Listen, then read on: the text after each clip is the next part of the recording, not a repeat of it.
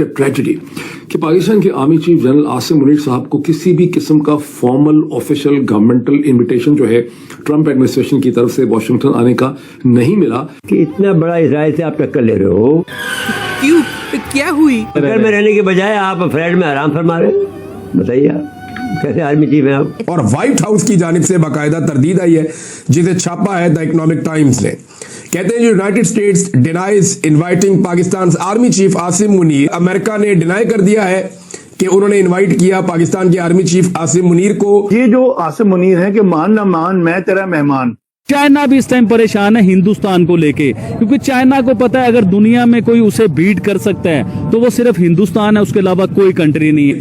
देखिए पहली बात तो ये है कि ये बिल्कुल झूठ बोल रहे थे, बकवास कर रहे थे, वो पकड़े गए। ये व्हाइट हाउस ने कहा है, यूएस एडमिनिस्ट्रेशन ने कहा मैं इनवाइट किया ही नहीं आसिम मुनीर को। जनरल आसिम मुनीर साहब वाशिंगटन पहुंच, लेकिन किसी पाकिस्तानी अखबार में अभी तक इस हवाले से कोई खबर नहीं है, कोई ऑफिशियल इसकी कॉन्फर्मेशन नहीं है।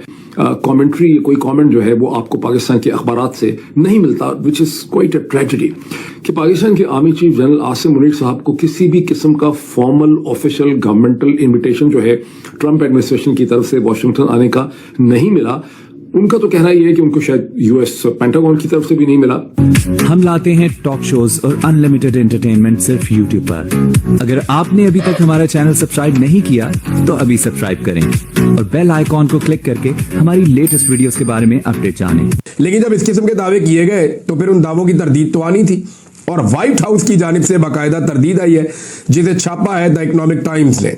कहते हैं United States denies inviting Pakistan army chief Asim Munir to 250th army anniversary parade के जनाब अमेरिका ने डिनाई कर दिया है कि उन्होंने इनवाइट किया पाकिस्तान के आर्मी चीफ आसिम मुनीर को 250वें एनिवर्सरी परेड पे। फिर वो कहते हैं the White House has firmly denied, उन्होंने बड़ी सख्ती के साथ इसकी तरदीद की है कि किसी भी गैर मुल्की फौजी लीडर को, और इसमें शामिल कर लें खास तौर पे Pakistan army chief general Asim Munir को, इनको इनवाइट नहीं किया गया 250वीं एनिवर्सरी सेलिब्रेशंस में, जिसके साथ जो है डोनाल्ड ट्रंप की सालगिरह भी जुड़ी हुई है इत्तफाकिया तौर पे। और व्हाइट हाउस ऑफिशियल्स ने इन क्लेम्स को झुटला दिया, उन्होंने कहा ये झूठ है, ये गलत बात है, खबर झूठी है, आसिम मुनीर साहब को इसमें इन्वाइट नहीं किया गया। जनरल आसिम मुनीर साहब वाशिंगटन पहुंच, लेकिन किसी पाकिस्तानी अखबार में अभी तक इस हवाले से कोई खबर नहीं है, कोई ऑफिशियल इसकी कॉन्फर्मेशन नहीं है। कमेंट्री कोई कमेंट जो है वो आपको पाकिस्तान के अखबारात से नहीं मिलता, which is quite a tragedy कि पाकिस्तान के army chief general Asim Munir साहब को किसी भी किस्म का फॉर्मल ऑफिशियल गवर्नमेंटल इनविटेशन जो है ट्रंप एडमिनिस्ट्रेशन की तरफ से वाशिंगटन आने का नहीं मिला। उनका तो कहना यह है कि उनको शायद यूएस पेंटागन की तरफ से भी नहीं मिला, और ये कि एक प्राइवेट जनरल हैं, रिटायर्ड जनरल हैं, उन्होंने एक पार्टी थ्रो की है इस 250th एनिवर्सरी के हवाले से, जिसमें जनरल आसिम मुनीर साहब के लॉबिस्ट ने जनरल आसिम मुनीर साहब को इनवाइट कर लिया है। और लॉबिस्ट की प्लानिंग ये है कि जनरल आसिम मुनीर साहब की इसी मौके में फायदा उठा के उनकी ट्रंप कैबिनेट के सेक्रेटरीज के साथ, यानी मार्को रूबियो के साथ, पीट हेग्सेट डिफेंस सेक्रेटरी के साथ या स्टेट डिपार्टमेंट के लोगों के साथ उनकी मुलाकात करवाई जाए। चूंकि वो यहाँ पे होंगे तो सेंटकॉम के हेड माइकल कोरेला के साथ उनकी मुलाकात तो हो ही जाएगी। तो अब आप जो हैं, ये जो आसिम मुनीर है कि मान ना मान मैं तेरा मेहमान, ये जो पहले इन्होंने कितनी हाइप क्रिएट की थी, देखिए ना, झूठ बोल के कि आसिम मुनीर को उन्होंने इज्जत दी है इस वजह से कि वो पाकिस्तान जंग जीता है, इंडिया से कोई जंग नहीं जीता। लेकिन एक चीज है कि ये जो रिपोर्ट हो रही है ना, ये अगरचे व्हाइट हाउस की तरफ से हो रही है, लेकिन इसको जो जगह दी गई है वो इंडियन अखबारात ने दी है। अब ये कितनी क्रेडिबल है आपको पता है, इंडियन मीडिया पहली बात है बस वो हिंदू है, उसने किया, वो सबसे इकोनॉमिक टाइम्स ने भी किया, इकोनॉमिक टाइम्स ने भी किया, इकोनॉमिक टाइम्स ने भी किया है और हिंदू ने भी किया है। ये बड़े क्रेडिबल अखबार है, ये ऐसा कोई झूठ नहीं बोल सकते, और वो भी नाम लेके व्हाइट हाउस का।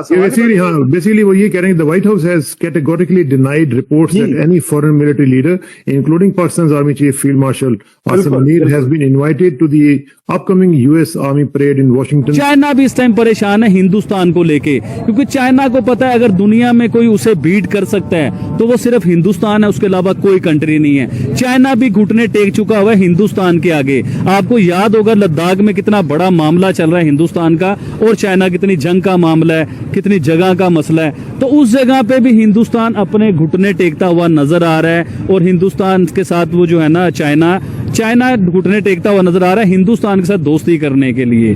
तो अब वो चाइना रशिया को बीच में डाल के हिंदुस्तान को दोस्ती करने की तरफ आ रहा है। तो इसी तरह ही देखिए, अगर तो चाइना को दुनिया की फर्स्ट इकोनॉमी बने रहना है तो उसे हिंदुस्तान के साथ बनानी पड़ेगी, क्योंकि इस टाइम अमेरिका भी हिंदुस्तान को पूरी सपोर्ट कर रहा है, यूरोप भी पूरी सपोर्ट कर रहा है, रशिया भी सपोर्ट कर रहा है। ये देखिए अरब अमारात जो मुस्लिम कंट्रीज हैं वो भी सारे हिंदुस्तान को सपोर्ट कर रहे हैं। कोई आपको पाकिस्तान को सपोर्ट करते बहुत कम कंट्री नजर आएंगी।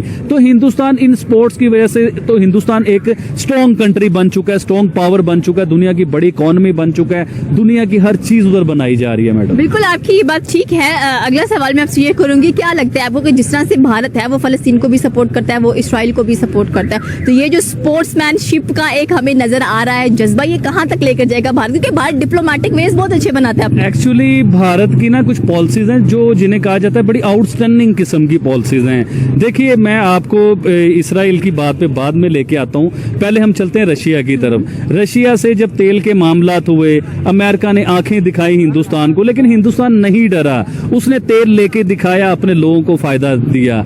उसके बाद आप चले जाए ईरान की तरफ। ईरान के लिए भी अमेरिका ने आंखें दिखाई हिंदुस्तान को कि आप ईरान के साथ ट्रेड ना कीजिए, उससे कोई मुआहदे ना कीजिए, उससे तेल ना लें। तो हिंदुस्तान ने उनसे तेल भी लेके दिखाया, उनसे ट्रेड भी करके दिखाया। आज तक ईरान के साथ बिजनेस हिंदुस्तान करता है, वो नहीं डरा।